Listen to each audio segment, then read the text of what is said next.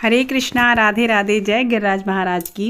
तो दोस्तों, गिरिराज महाराज की पूजा आप सब ने कर ली है और उसके बाद में भोग वगैरह सब कुछ हो गया है। अब आती है बारी, हम लोग को यहाँ पे कन्फ्यूज़न रहता है कि गिरिराज महाराज को कब उठाया जाता है, कैसे उठाया जाता है, क्या विधि होती है उनको उठाने की, क्योंकि कुछ गलती हम लोग अक्सर कर जाते हैं जो कि नहीं करनी चाहिए। तो यहाँ मैं आपको इस वीडियो में यही बताऊंगी कि आपको गोवर्धन महाराज को कब उठाना है, कैसे उठाना है, भोग प्रसाद का क्या करना है, ये सब विधि आपको आज मैं बताने वाली हूँ। और वीडियो को पूरा ज़रूर देखिएगा। तो देखिए, सबसे पहले आपको क्या करना है, सुबह जैसे शाम के टाइम आप पूजा करते हैं तो भोग वगैरह बनता है। तो सबसे पहले तो आप देखिए, जो भोग आपने चढ़ाया है या जो प्रसाद आपने बनाया है उसका भोग लगा करके, और वो जो भोग है उसमें तुलसी दल आप अवश्य डालिएगा जब पूजा करते हैं तब। उसके बाद में जो भी भोग आपने लगाया है उस भोग को आप पूरे परिवार में खा सकते हैं। वैसे कहीं कहीं ये पूजा जेंट्स लोग करते हैं तो वो भोग जो है वो जेंट्स ही खाएंगे।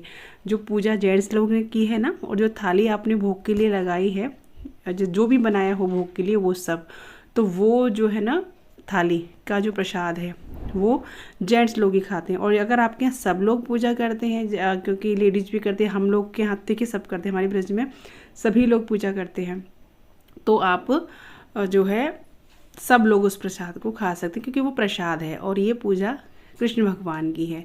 और कृष्ण भगवान की पूजा हर कोई कर सकता है, उस प्रसाद को भी हर कोई खा सकता है। तो आपको इस तरीके से उस प्रसाद को सबको बांट के खा लेना है। बाकी जो दिया है, जो बीच में आप देख रहे एक दिया जलता है, उसको आप तेल का भी जला सकते हैं। आरती के टाइम पूजा के लिए थाली में एक घी का दिया अलग होता है, लेकिन एक दिया ये शाम से ही जला दिया जाता है गिरिराज महाराज के सामने। तो उस दिए को आप रात भर जला रहने दें, अखंड जला रहने दें, क्योंकि इनको खाली नहीं छोड़ा जाता है। तो उस दिए को आप रात भर जला रहने दें, थोड़ा तेल करते रहें बीच बीच में, और उसके बाद में पूरी रात आप उनको ऐसे ही छोड़ दें। बस उनके पास से जो भी आपने उनके मुंह में मीठा वगैरह लगाया है, अगर लगा है तो उसको हटा दें, साफ़ कर दें। बाकी प्रभु को और ऐसे ही छोड़ दें रात भर के लिए।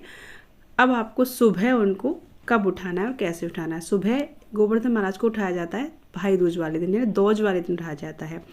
तो उनको उठाना कैसे होता है, उनको ऐसे ही नहीं उठा लिया जाता कि बस जगह सो के और वैसे उठा लिया।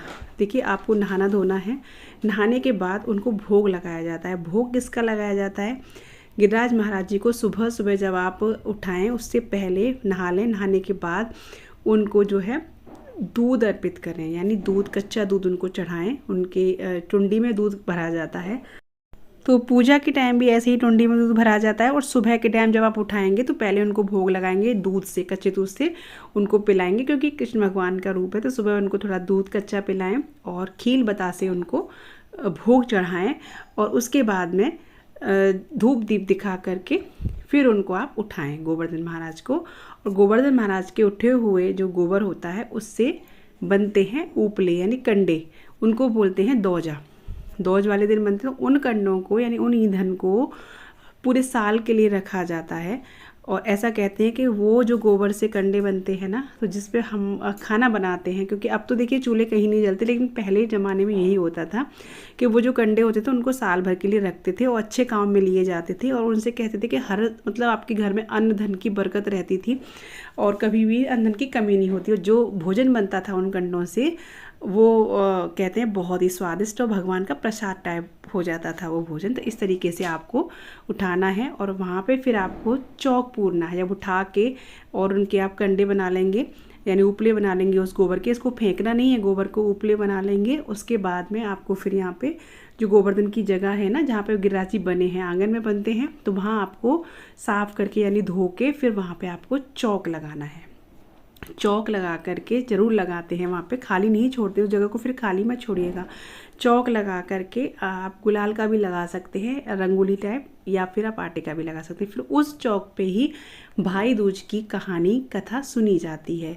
उसी चौक पे आप भाई दूज की कहानी सुने, कथा सुने। ऐसे हमारी तरफ होता है, यानी हमारे ब्रज में इस तरीके से होता है। तो यही विधि है गोवर्धन जी को उठाने की। और भाई दूज की कथा उसी चौक पे सुनी जाती है, गिरिराज महाराज के चौक पे। कहते हैं इस तरीके से कथा सुनने से आपके भाई की दीर्घायु होती है, लंबी उम्र होती है और स्वस्थ रहते हैं। तो यही थी जानकारी। अगर आपको अच्छी लगी हो तो प्लीज़ वीडियो को लाइक और शेयर ज़रूर कीजिएगा। चैनल पर न्यू आए हो तो सब्सक्राइब ज़रूर कीजिएगा। मिलते हुए अच्छी सी वीडियो के साथ ऐसे ही। तब तक के लिए राधे राधे, जय श्री कृष्णा, बोले गोवर्धन महाराज की जय।